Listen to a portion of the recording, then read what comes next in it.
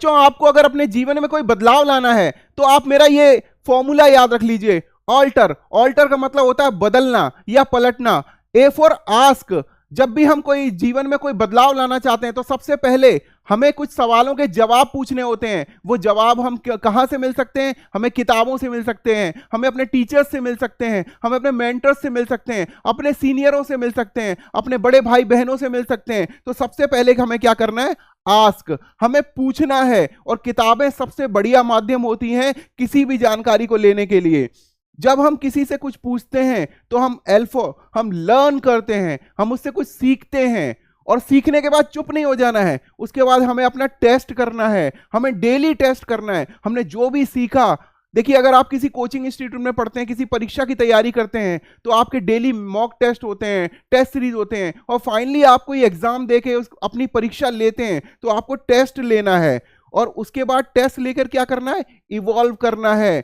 जब नीरज चोपड़ा ओलंपिक में भाला फेंकने जाता है तो उससे पहले वो डेली अपने आप को टेस्ट करता है, रोज भाला फेंक के देखता है, तो उससे वो डेली इवॉल्व होता है। हमें यह ध्यान रखना है कि क्या हम कल से बेहतर हुए।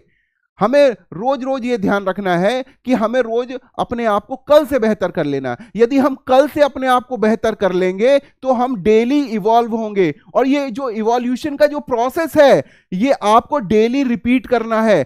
एक दिन चुप नहीं हो जाना है, एक दिन अपने आप को इवॉल्व कर लिया और उसके बाद चुप हो गए, नहीं। आपको ये प्रोसेस डेली रिपीट करना है। आप देखेंगे कि आपके जीवन में बदलाव जरूर आएगा। देखिए, कठिनाइयां जीवन में आती हैं, कठिनाइयों से हमें घबराना नहीं है, क्योंकि ये इवोल्यूशन का जो प्रोसेस है ये बहुत ही कठिन है। ये बहुत ही जिसे कहते हैं कि इसमें बहुत मेहनत लगती है। तो मैं इसलिए यही कहूंगा कि वो पथ क्या, पथिक कुशलता क्या, जिस पथ में बिखरे शूल ना हो, नाविक की धैर्य कुशलता क्या। यदि धाराएं प्रतिकूल ना हो तो प्रतिकूल धाराओं में ही अपने आप को आपको इवॉल्व करना है, आगे बढ़ना है। और इसलिए आपको ये फॉर्मूला याद रखना पड़ेगा,